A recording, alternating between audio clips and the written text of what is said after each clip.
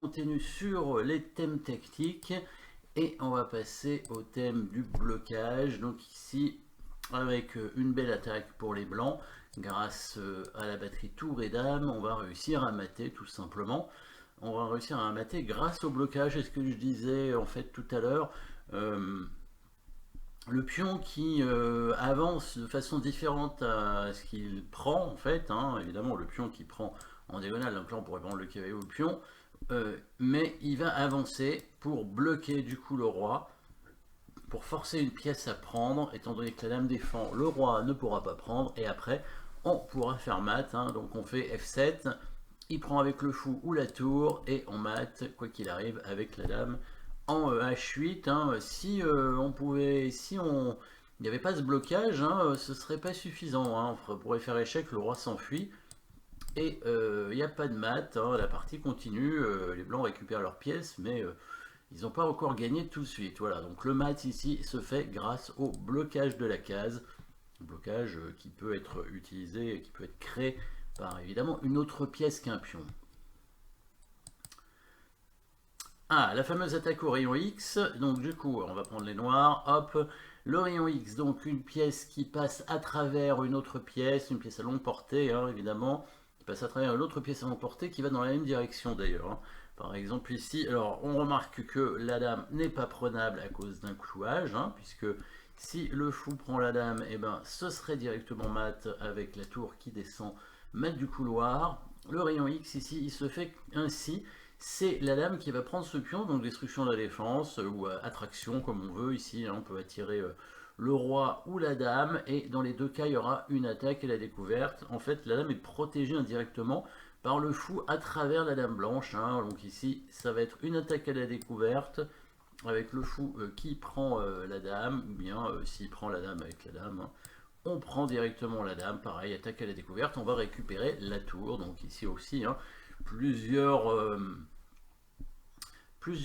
thèmes de combinaison évidemment, hein, voilà, donc ça arrive pratiquement tout le temps, hein, donc voilà, le rayon X ici.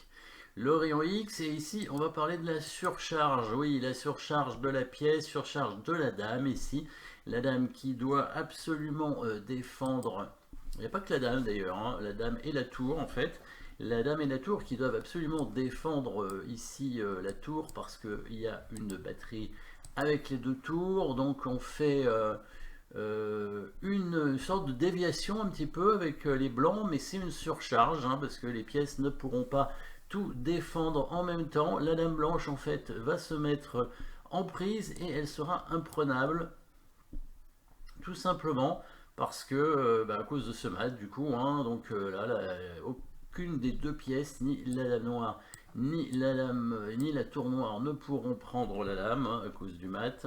Pareil, s'il prend évidemment de la tour, c'est la même chose. Et si là, il va du coup perdre sa dame en fait, parce que on menace mat derrière.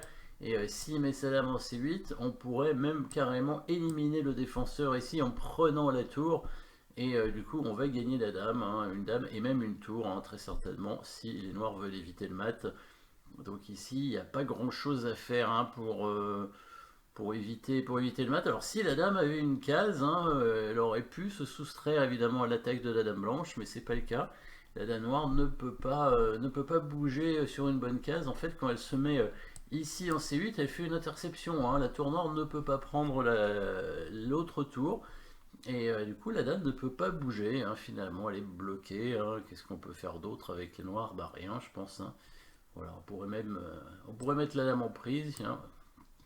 Alors si on avait mis la dame en C5, bah, c'était pas suffisant, puisque là, cette fois, les noirs pouvaient prendre la dame et revenir défendre en F8, et là, il n'y avait pas de mat, hein. Si jamais on prend ici, bah, il peut échanger et ramener sa dame directement, voilà, et la partie continue. Ce sont même les noirs qui vont gagner probablement avec un pion passé éloigné, hein, puisqu'ils vont faire une percée de pion. On verra ça tout à l'heure, ce thème tactique qui permet de créer un pion passé.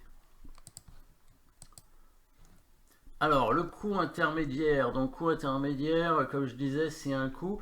Au lieu de prendre une pièce, on va créer une menace plus forte. Alors en fait, c'est pas vraiment toujours le fait de prendre une pièce, c'est si j'avais par exemple ici l'adversaire a une menace, c'est le cas, hein, puisque le fou attaque la dame, logiquement on devrait bouger la dame, maintenant au lieu de bouger la dame, on va créer une menace plus forte. Qu'est-ce qui est plus fort que la dame? Ben, c'est le roi évidemment.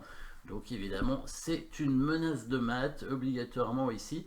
Sinon, il n'y aurait pas de coup intermédiaire. Et la menace de mat se fait comme ainsi. Un cavalier en E5, évidemment. Cavalier E5, menace mat en F7. Si le fou prend la dame, il est mat en F7 directement. Et s'il prend pas, bah, s'il défend, il faut qu'il défense le mat. Hein. Par exemple, il pousse un pion, hop, on prend son fou, on gagne une pièce du coup. Il peut peut-être éviter de perdre la pièce en bougeant la dame, peut-être ici. Défend le fou et du coup, bah, dans ces cas-là, on va simplement prendre le pion, je pense, sur échec. Et ensuite, on va prendre le fou, tout simplement. Et on aura une bonne attaque hein, sur le roi noir qui est resté au centre. Hein. On va faire le petit roc assez rapidement. Et on va attaquer le roi très rapidement. Bon, ici, c'est pas un gain matériel très important, mais c'est quand même une belle attaque sur le roi. Alors, on remarquera qu'on pouvait essayer de faire une interversion de coup en faisant une attraction ici pour faire une attaque double avec le cavalier qui prend, mais c'était pas une bonne idée. Le roi allait bouger et ensuite il allait y avoir un clouage, le clouage qui allait en D7 ou en E8. Hein. J'avais marqué E8, je pense pas qu'il y ait une grande différence. Voilà, le clouage du cavalier, ce qui fait que les blancs reperdent leur cavalier finalement. Voilà, et du coup, bah, ça marche pas du tout, hein, cette attaque double. Donc on est obligé de passer par la menace de mat avec le coup cavalier E5 pour pouvoir gagner du matériel. Même si ici on gagne pas tellement de matériel finalement. Hein. S'il bouge sa dame, il va perdre qu'un pion, mais bon, c'est déjà ça. Étant donné que le roi noir est déroqué, hein, c'est souvent même plus intéressant de déroquer le roi en présence des dames que simplement gagner une pièce finalement. Hein. Parce que déroquer le roi, quand il y a les dames sur l'échiquier et que la position est ouverte, ça veut dire qu'il va y avoir une attaque très rapidement, très vite, à coup sûr, et que ça va coûter une pièce à l'adversaire, au moins. Du coup, c'est des fois beaucoup plus intéressant de déroquer l'adversaire, le roi de l'adversaire, que simplement de gagner du matériel. Et là, c'est ce qui va se passer. On va même gagner un pion, mais en plus, on va déroquer l'adversaire ici.